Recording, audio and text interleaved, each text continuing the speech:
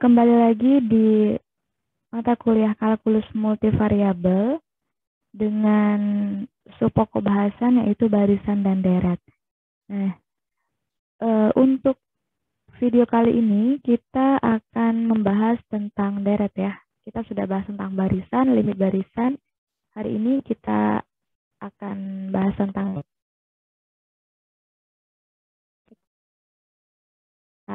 soal, kemudian sifat-sifat deret konflik.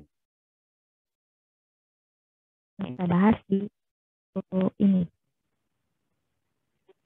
Oke, jadi deret. Saya yakin kalian pasti sudah familiar dengan deret. Jadi dari sekolah menengah ya kalian sudah dapatkan kalau misalkan kita punya suatu barisan, maksudnya kita punya deret A1 ditambah A2 ditambah A3 atau sampai AN gitu. Jadi kalau dulu mungkin kalian sampai suatu suku tertentu, jadi tidak sampai tahingga gitu. Tapi saya yakin juga sudah dikenalkan juga deret tahingga ya, atau barisan tahingga. Nah, untuk di perkuliahan kalian akan ketemu lagi dengan yang namanya deret tahingga. Barisan dan deret ketemu lagi. Cuma kita akan kaji lebih dalam pastinya.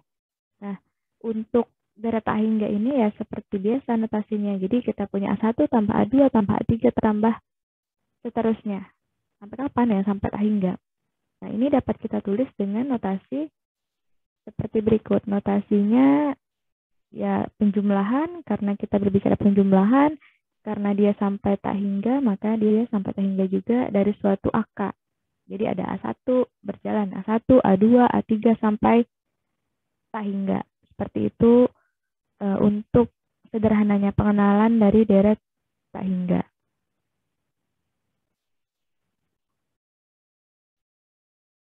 Nah, selanjutnya kita akan lebih mengenal lagi tentang deret tahingga. Jadi ada namanya barisan jumlah parsial. Jadi dalam deret ada barisan. Jadi barisan jumlah parsial. Ya, karena kita punya barisan AN ya. Sebelumnya kita sudah belajar tentang barisan. Nah, kita punya lagi nih barisan AN. Nah, ketika setiap suku barisan itu kita jumlahkan, makanya kita punya deret namanya. Nah, jadi definisinya di sini misalkan kita itu jumlah parsial ke N suku deret, maka artinya karena kita jumlah parsial suku ke N, kalau kita punya S1 artinya jumlah parsial ke 1, hanya barisan ke pertama A1. Kemudian S2. S2 berarti parsial kedua, penjumlahan barisan suku pertama dan suku kedua. Jadi A1 plus A2. Begitu juga dengan S3 sampai kalau kita punya Sn, maka penjumlahan sampai ke N. Gitu.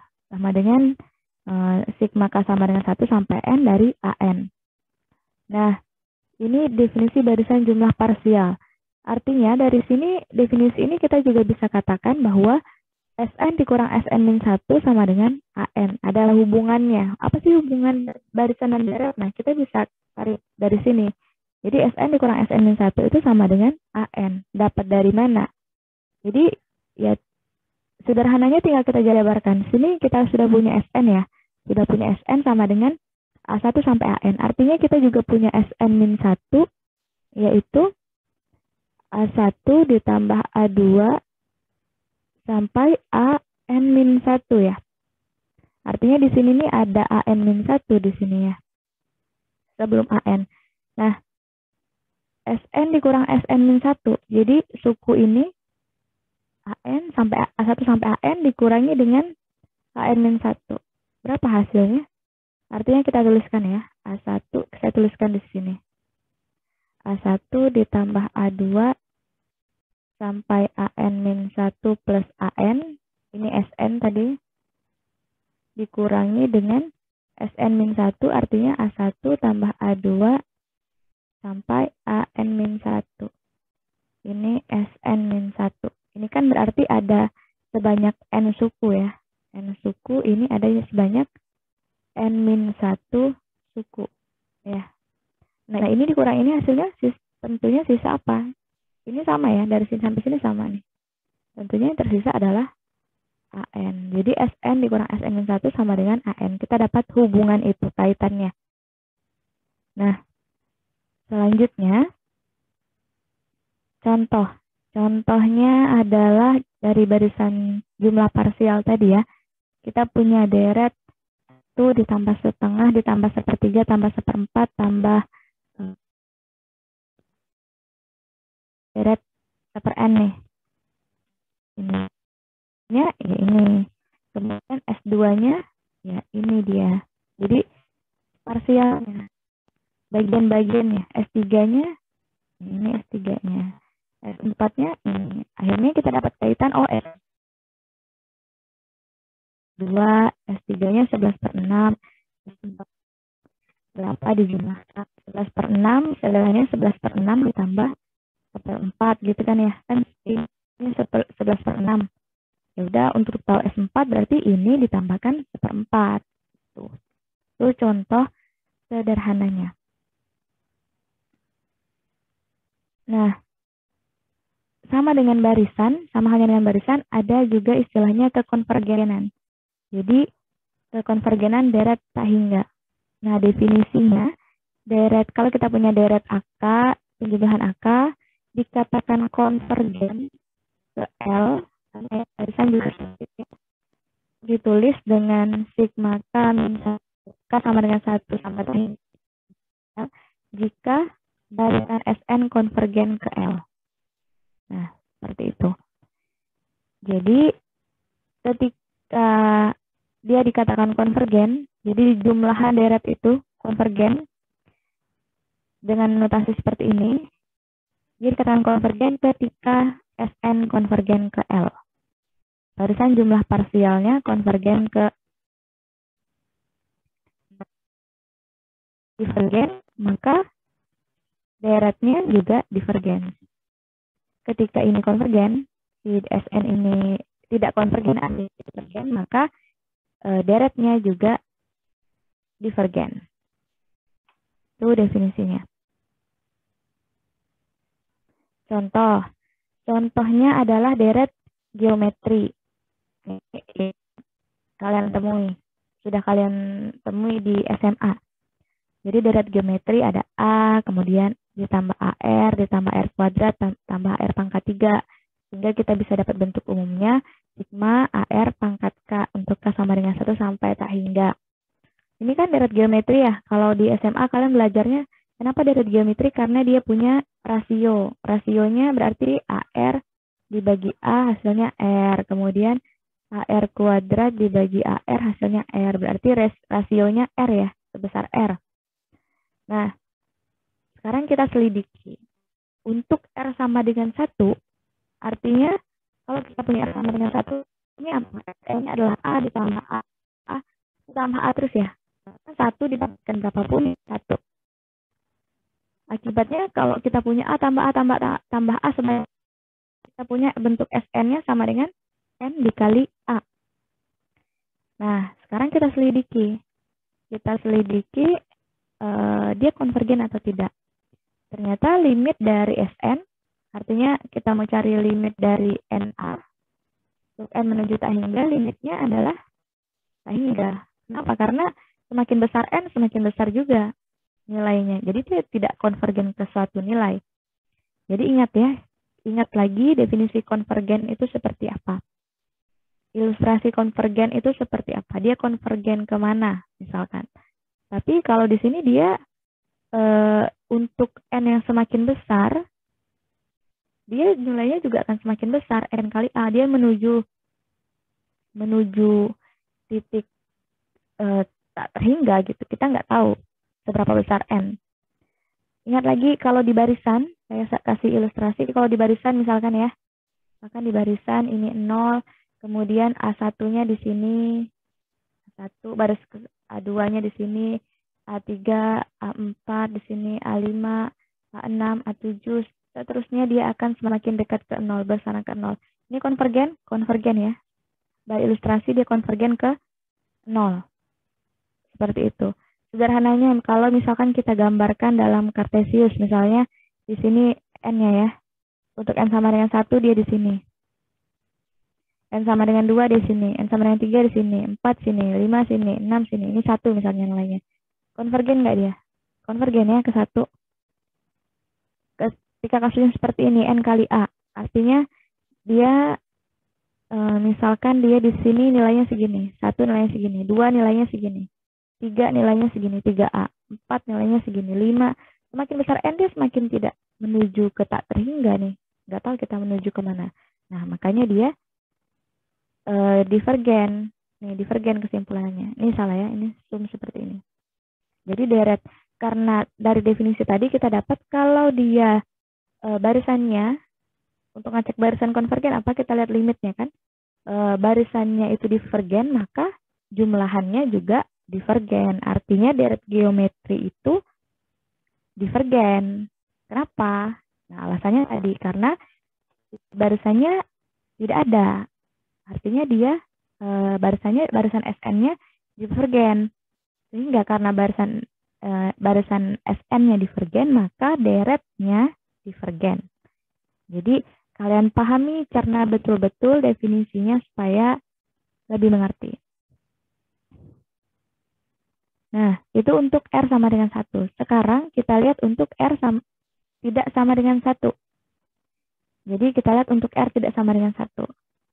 Nah, SN sama dengan tadi ya, barisan deret geometri A tambah AR tambah R pangkat 2 sampai tambah AR pangkat N-1.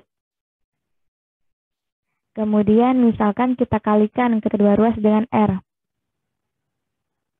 Kita kalikan kedua ruas dengan R, maka kita dapat R dikali SN sama dengan, ya dikali R ya, semuanya dapatlah AR pangkat N. Ini mau menuju kemana sih? Nanti kalian tahu ya, dia akan menuju kemana. Nah, kemudian setelah itu, ini kan RSN sama dengan AR ditambah AR kuadrat sampai AR ditambah AR pangkat N1 ditambah AR pangkat N.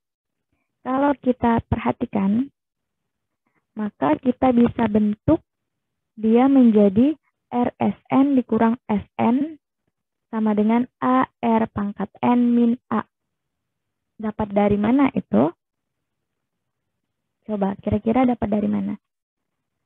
Artinya di sini kita bisa munculkan si SN ya sebenarnya. Kita bisa munculkan si SN dari sini. Benar nggak? Ini kan SN nih. SN ini kan ya. A ditambah AR ditambah AR pangkat 2 tambah AR pangkat 3 tambah AR pangkat N-1. Artinya kalau ini SN dikurang A ya. SN tambah A ya.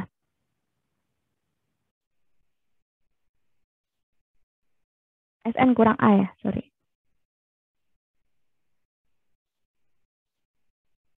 Ini SN kurang A. Kenapa? Karena kalau perhatikan lagi, definisi SN itu A ditambah AR ditambah AR pangkat 2 sampai AR pangkat N-1.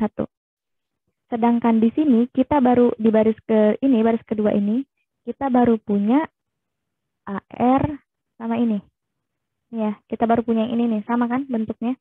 Yang saya kotak merah ini. Bentuknya sama. Nah, artinya kita masih kurang A kan? Nah, jadi bentuk ini nih sama dengan SN min A ditambah AR pangkat N.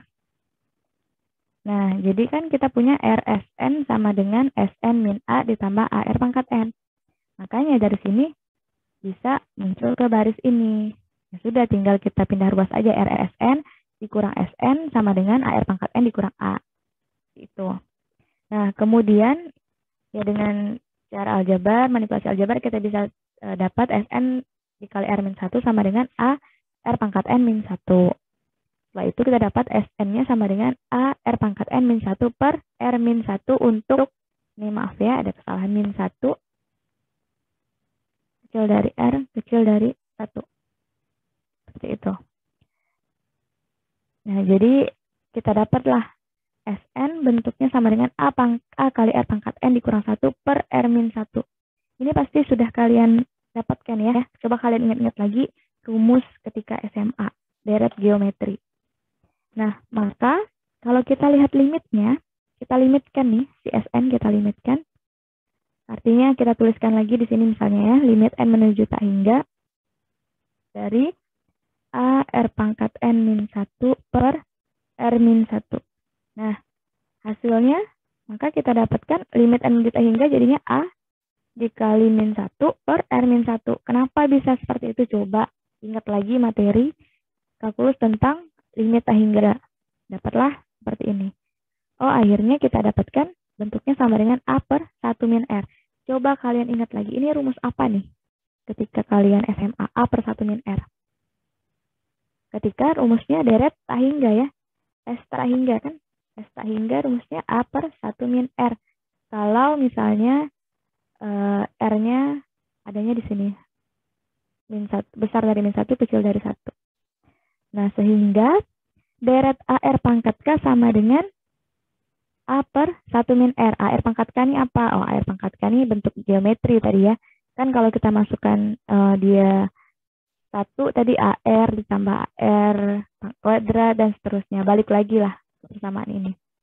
Sama dengan A per 1 min R untuk min 1 kecil dari R kecil dari 1. Atau untuk R yang berada di selang antara min 1 sampai 1. Nah, itu untuk selang ini. Sedangkan gimana kasusnya kalau dia mutlak R-nya besar sama dengan 1. Kalau ini kan sebenarnya sama aja dengan mutlak R kecil dari 1 ya. Ini kan ya. R besar dari min 1 kecil dari 1 itu kan sama aja bentuknya dengan mutlak R kecil dari 1. Sekarang gimana kasusnya kalau dia R-nya, mutlak R-nya besar dari sama dengan 1. Maka deretnya adalah deretnya divergen. Kenapa divergen? Nah, coba kalian cobalah kalau misalnya R-nya besar dari 1. Gimana kasusnya? Itu contoh untuk deret geometri, kekonvergenan deret geometri. Makanya ada disyaratkan ya. Disyaratkan R-nya berada di selang ini, maka dia untuk S tak hingga dia rumusnya A per 1 min R. Itu kalau kalian pelajari di SMA.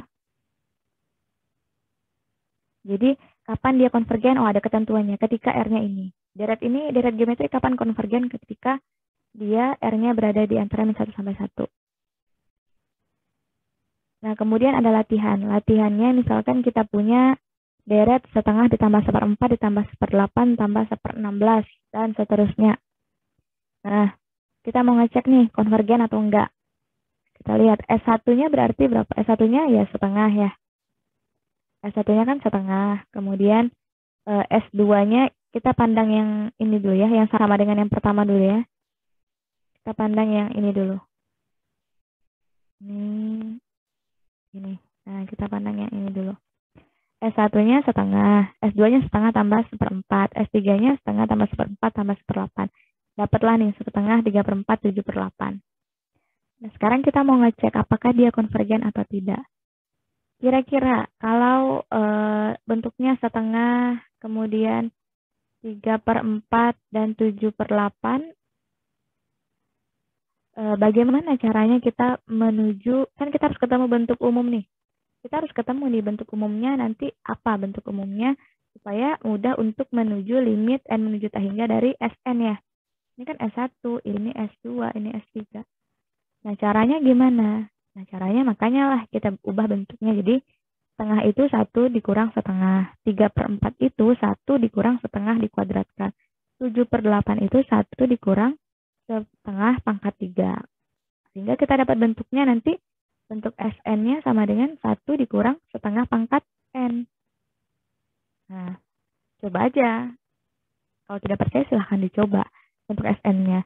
Bu, haruskah seperti itu? Tidak harus seperti itu. Kalau kalian punya bentuk umum lain, boleh silahkan.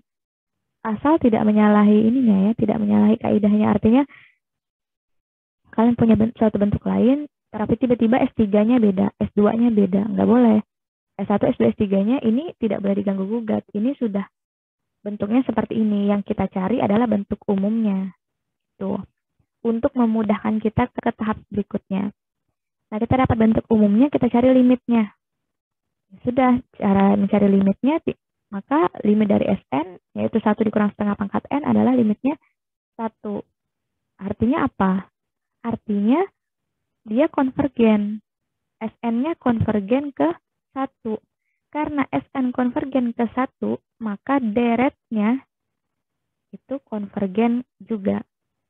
Juga konvergen ya. Nah, jadi ingat lagi definisi tadi, ketika dia dikatakan deretnya konvergen jika barisan jumlah parsial SN-nya konvergen. Nah, kita lihat barisan jumlah parsialnya, SN-nya, konvergen nih ke 1. Akibatnya apa? Ya sudah, akibatnya deretnya konvergen. Kemudian, nah ini ada 2 soal yang belum terjawab. Silahkan dicoba. Yang pertama, itu adalah tentang deret setengah, 1/6, 1/8, 1/20, oh ya, dan seterusnya. Kemudian yang ketiga adalah deret AN. Jadi AN dengan AN-nya 1/n. Nah, ini beda penulisan aja, seni aja penulisannya yang berbeda, tapi sama sebenarnya. Nah, selidiki, konvergen nggak dia? Gitu ya. Silahkan dicoba. Nah, sekarang kita masuk lagi ke yang berikutnya. Misalkan kita punya deret AK. Kita sama dengan 1 sampai tak hingga itu L ya. Karena dia sama dengan L, maka dia konvergen ke L. Karena dia konvergen ke L, akibatnya apa? Akibatnya limit N menuju tak hingga dari Sn itu sama dengan L. Konvergen juga. Demikian juga kalau N plus 1-nya konvergen ya? Iya ya. Kan dia konvergen. Bayangkan, misalkan dia garisnya seperti ini nih. Ini N. N dia konvergen. N plus 1 ya konvergen ya. Dia konvergen juga ke L. Nah, apa sih hubungan antara Sn plus 1 dan Sn? Sekarang kita lihat. Dari definisi sebelumnya kita dapat hubungan kalau Sn dikurang Sn min 1 itu sama dengan An. Ya, atau kita bentuk gini. Sn sama dengan An, biar sama gini. Sn sama dengan Sn min 1 plus An. Sama kan bentuknya seperti ini. Sn plus 1 plus Sn plus An plus 1. Nah, kita balik lagi nih. Kalau di sini dia kebalik ya. Kalau tadi saya mulai dari sini, kemudian ke sini. Kalau ini dia Sn plus 1 sama dengan Sn plus An plus 1. Kemudian pindah ruas nih. Sn plus 1 dikurang Sn sama dengan An plus 1. Kita limitkan. Kedua ruasnya kita limitkan. Ini kita limitkan. Ya, limit lah ya ini. Limit N menuju tak hingga. Limit N menuju tak hingga dari Sn plus 1 apa? L. Limit N menuju tak hingga dari Sn L ya. Ke L kurang L sama dengan 0. Limit dari N menuju tak hingga An plus 1. Jadi limit An plus 1 itu sama dengan 0. Akibatnya ya hubungannya. Hubungan antara Sn plus 1 dan Sn mengakibatkan limit dari An plus 1 untuk N menuju tak hingga sama dengan 0. Sehingga jika kita punya satu deret yang konvergen, ya perhatikan, dicerna baik-baik. Kalau kita punya suatu deret yang konvergen ini, deret AK yang konvergen ke L, maka suku-sukunya itu konvergen ke 0. Suku-sukunya. Ya, suku-sukunya itu konvergen ke 0. Seperti itu akibatnya. Akibat dari hubungan antara Sn plus 1 dan Sn.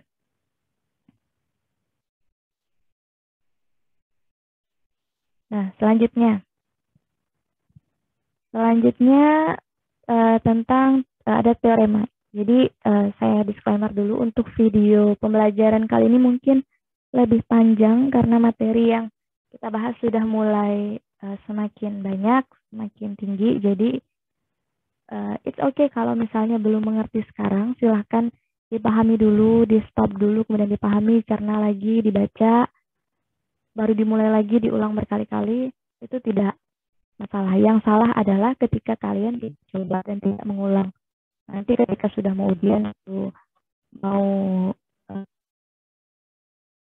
belajar, saya pikir menurut saya karena banyak di pelajaran yang harus didiskusikan sama teman kalian.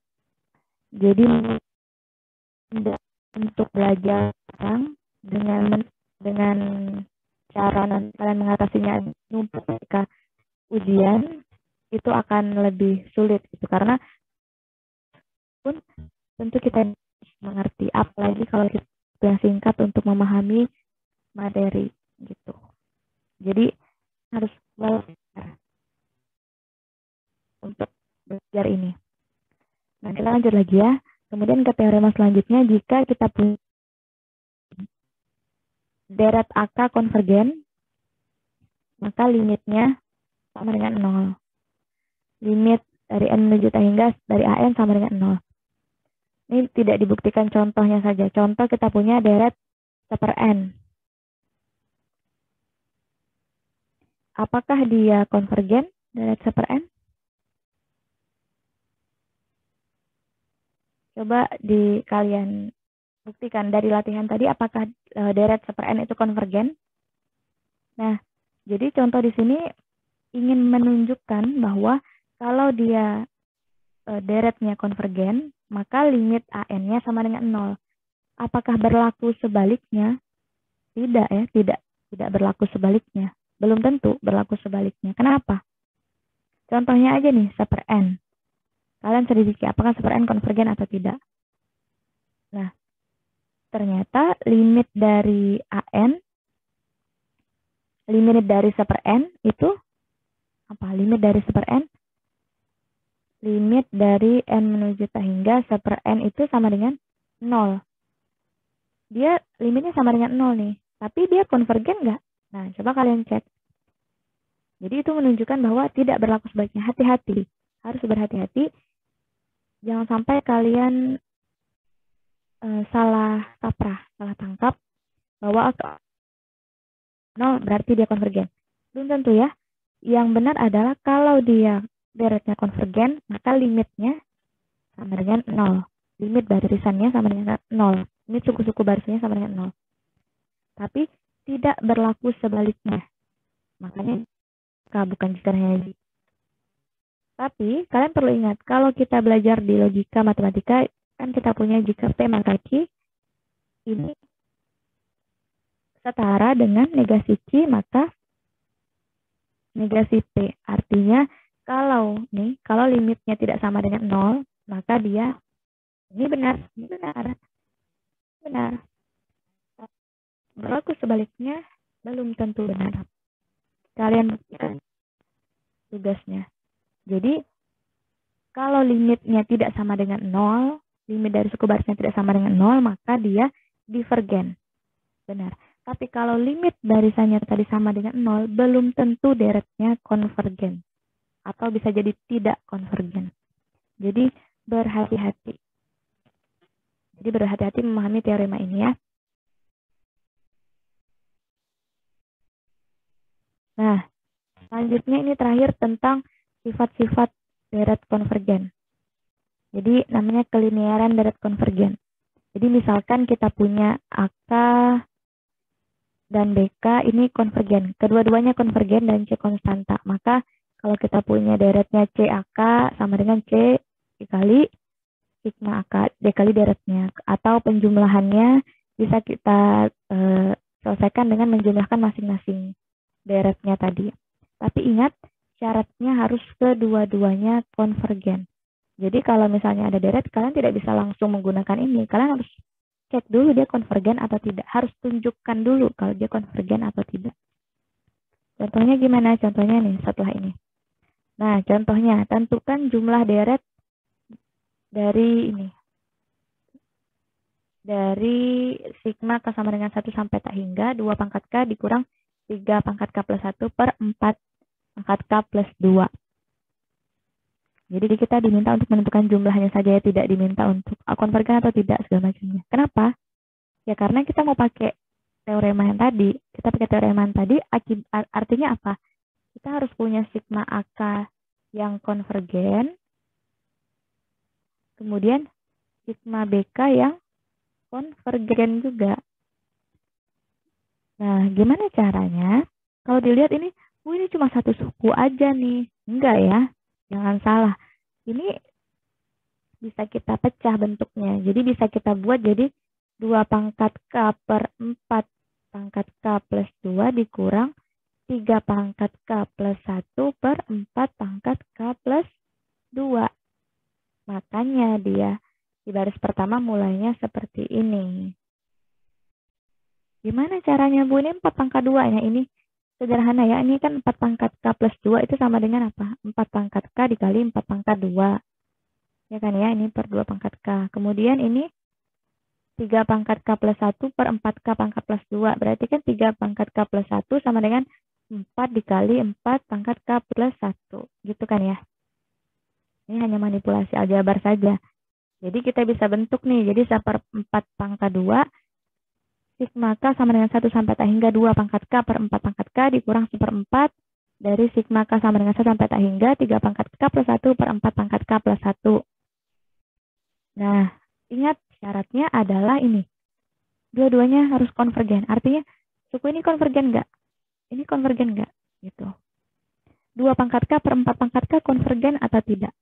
Ini sebenarnya 2 pangkat K per 4 pangkat K itu bisa kita tuliskan menjadi 2/4 pangkat K. Atau bisa kita tuliskan menjadi setengah pangkat K ya.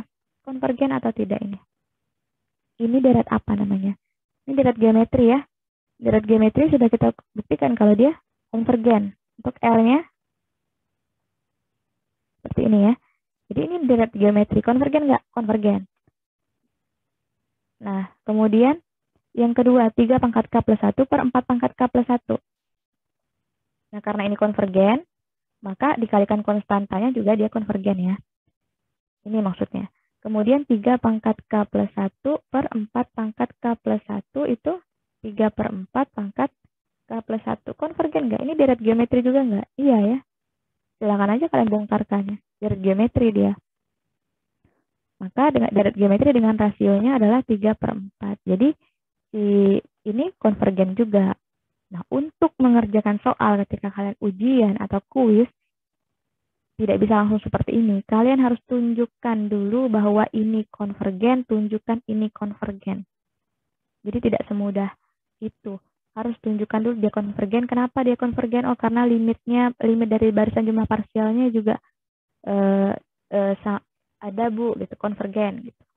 Jadi kalian harus tunjukkan dulu. Nah, di sini saya tidak tuliskan. Nah, jadi dia tadi dua-duanya sudah memenuhi syarat konvergen. Boleh kita pakai teorema itu? Boleh, karena sudah memenuhi syaratnya tadi.